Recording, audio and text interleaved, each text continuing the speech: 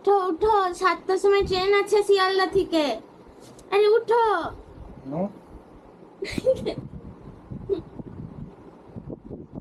তো সকালে শুরুটা কিছুটা এরকম ভাবে হচ্ছে, কোনো রকমের গাড়ি পাওয়া গেছে, আর বাইরে বৃষ্টি পুরো দেখতে পাচ্ছ। আর বিচে গিয়ে কি হবে ওটাই হচ্ছে ব্যাপার।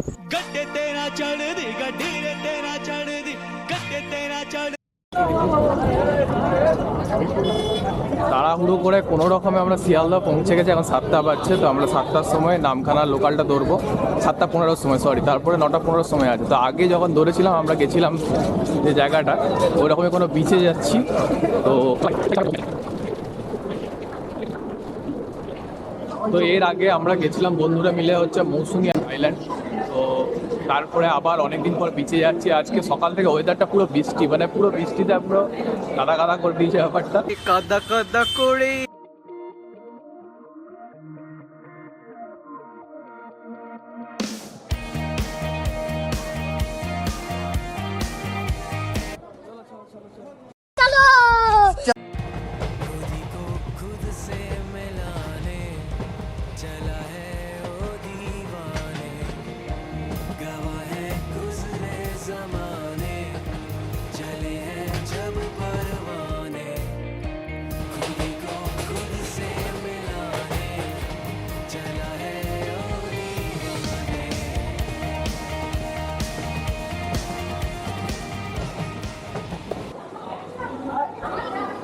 10টা 13 বাজছে আর আমরা পৌঁছে গেছি হচ্ছে নামখানা। আমার সাথে যাচ্ছে, তোমরা দেখে নাও ভালো করে। এবার নামখানা থেকে আমাদেরকে মানে এখান থেকে অনেক দিকেই যাওয়া যায়। মৌসুমী আইল্যান্ড যেমন গেছিলাম আমরা একবার, সেরকম এবারে যাচ্ছি বকখালি। তো বকখালির আলাদা রুট, এখান থেকে টোটো অটো সবই পাওয়া যায়। তো আমরা টোটো অটো নেবো। আর বাইরে পুরো ঝমঝমিয়ে বৃষ্টি নেমেছে, রেনকোটও আনিনি, ছাতাও আনিনি। আমার অর্ণবদায় ভরসা, একটা ছাতা আছে, হবে হবে, খেলা হবে। আসো খেলবো। বকখালি যাবে। खुदी को खुद से मिलाने चला है ओ दीवाने गवा है गुजरे जमाने। चट्टी ছেটে রুকাवट লিখে থে টোটো খারাপ হয়ে গেছে, কারণ আমাদের সাথে আছে টুইন, যাকে আমরা ভালোবেসে পণ্যটি বলি। দেরি হচ্ছিল বলে তরিত বলল, ছাড়ো কাকা, আমি থাকতে তোমার টেনশন নিতে হবে না, আমাকে দাও, আমি চালাচ্ছি। কিছুক্ষণের মধ্যে আমরা পৌঁছে গেলাম গন্তব্যে। কিন্তু এরকম বাদল মুখর দিনেও দূরে উইন্ডমিলগুলো দেখে আমি তো অবাক, কারণ এটা আমার ফার্স্ট টাইম লাইফে ছিল যে উইন্ডমিল এত বড় হয়, এটা প্রথমবার দেখলাম। আর চারিদিকে শুধু গাছই গাছ, পুরো সবুজে মোড়া, তার মধ্যে হয়েছে বৃষ্টি। মনে হচ্ছে না কেউ স্যাচুরেশনটা বাড়িয়ে দিয়েছে। ও বাবা, ঢুকে দেখি ডান দিকে ডাইনোসর কাকা দাঁড়িয়ে।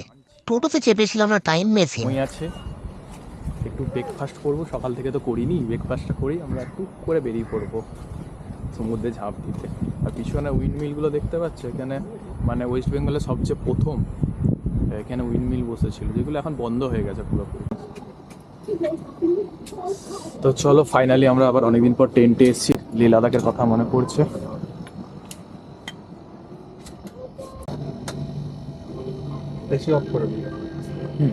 বাথরুমটা দেখা যাচ্ছে। সর সর সর সর। ও ফুটবল খেলা যাবে তো। তো এখন যেটা ব্যাপার সেটা হচ্ছে, সকাল থেকে ফ্রেশ হওয়া হয়নি সেরকমভাবে, খাওয়া হয়নি। তো এখন জলদি জলদি খাবার খাবো, ফ্রেশ হবো, হয়ে পরে মেন অ্যাট্রাকশন বৃষ্টির মধ্যে বিচ, ওই অনুভূতিটা নিতে আমরা সবাই মিলে যাব। তাই জন্য একটা ছোট্ট ট্রানজিশন দরকার। চলো, দেখো আমরা কিসের উপর দিয়ে যাচ্ছি। এখানে একটা বিশাল মানে ভালো জিনিস কি বলবো, সেটা হচ্ছে এখানে পার্কও আছে। হ্যাঁ, এখন একটু অবস্থাটা খারাপ, সেটা আমিও বুঝতে পারছি, কিন্তু এখানে পার্ক আছে। যদি বাচ্চাদের সাথে আসো, বাচ্চাদের সাথে মানে যারা ফ্যামিলি আছে, বাচ্চা আছে, তারা এখানে পার্কে খেলতেও পারবে। বাইরে থেকে আসলে এটার জন্য আলাদা করে টিকিট কাটে। আর যেটা ব্যাপার হচ্ছে, আমরা মোটামুটি মনে হচ্ছে সমুদ্রের মধ্যে চলেই এসেছি। ছোটা ভীম, ছোটা ভীম। আরে অমিত মুদি যে,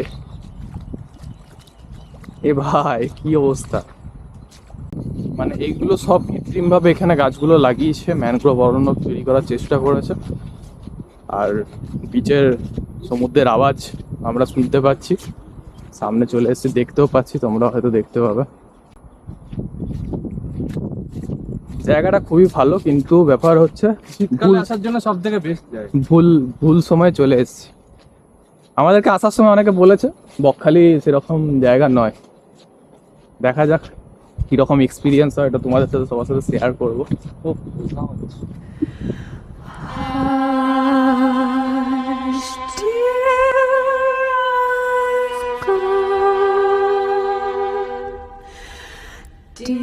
শূন্য সৈকতে আমি একা, বালির বুকে পায়ের রেখা, ঝোড়ো হাওয়ায় নাচে ঢেউ, বিষণ্ণ আকাশ কাঁদে যেন কেউ। দূরে দাঁড়িয়ে নীরব চাকা ঘূর্ণি তেড়ে আসছে ফাঁকা, মেঘের চাদরে ঢাকা আলো, একলা মনেও শূন্য কালো। বৃষ্টি নামে মন ভেজে, নাম না জানা এক ব্যথা বেজে, সমুদ্রকানে হারিয়ে যায়, ঢেউয়ের ডাকে ডুবে মরায়।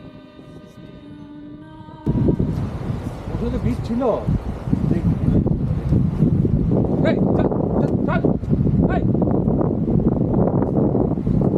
চল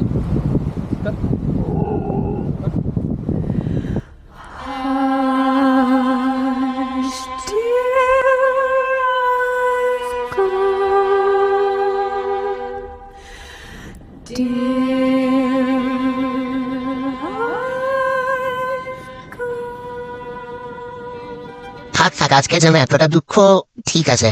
এবার ফিরে যাই, খাওয়াতে কনসেন্ট্রেট করি, মনকে খুশি করি, আপনাদেরকে খুশি করি। তো এখন বাজছে পুরো 2:30, আর আমাদের এবার মধ্যাহ্ন ভোজনের সময় হয়েছে। বীজ থেকে দৌড়ে পড়েছে, বহুত খিদে পেয়েছে জোরে। তো এখানে মেনুটা কি আছে সেটা তোমাদের সাথে দেখাবো, আর তার সাথে কি এক্সচেঞ্জ করেছি আমরা, কি নিচ্ছি না নিচ্ছি সেটা পুরোটাই তোমাদের সাথে শেয়ার করব।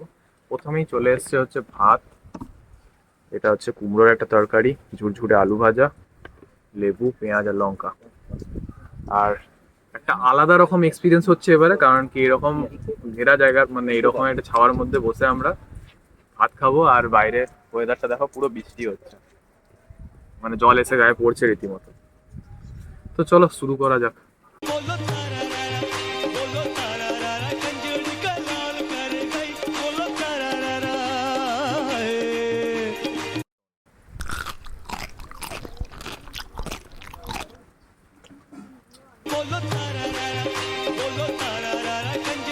তো আমাদের মধ্যাহ্ন ভোজন কমপ্লিট, আর বাঙালি খাবার খাওয়ার পর দুপুরে কি করে? ভাত ঘুম। তো গুড নাইট। তো আমাদের ঘুম ভেঙে গেছে, সবে এখন পকোড়ি পাটি হচ্ছে আর সাথে চা। এখানে অবশ্য খাবারের মধ্যে মুড়িও দেয় আর অনেক কিছু, বাইরে ব্যাঙও আছে, তোমরা ধরে খেতেও পারো ভেজে পরে। কিন্তু যাই হোক, আমরা শুধু পকোড়িটাই খাচ্ছি, কারণ কি দুপুরবেলা অনেক খাওয়া হয়ে গেছে।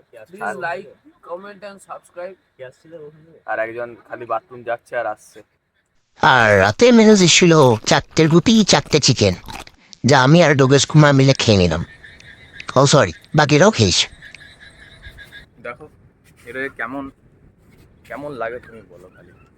যখন বেরোলাম টেন্ট থেকে রোদ, বিচ অবধি গেলাম বৃষ্টি, ঠিক আছে ফিল হলো ভালো, কিন্তু বেশিও তো ভেজা যাবে না, কারণ জ্বর হয়ে গেলে তখন আবার চাপ।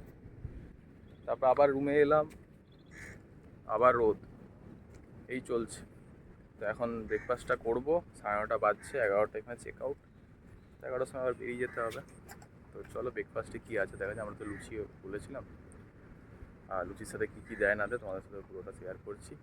আর ভিডিও প্রায় লাস্টের দিকে, যদি এতটা দেখে থাকো, ভিডিও যদি ভালো লেগে থাকে অবশ্যই লাইক কমেন্ট করো, আর এরকম ভিডিও আরও দেখতে হলে সাবস্ক্রাইবটা অবশ্যই করে দিও। ভালো করেছো?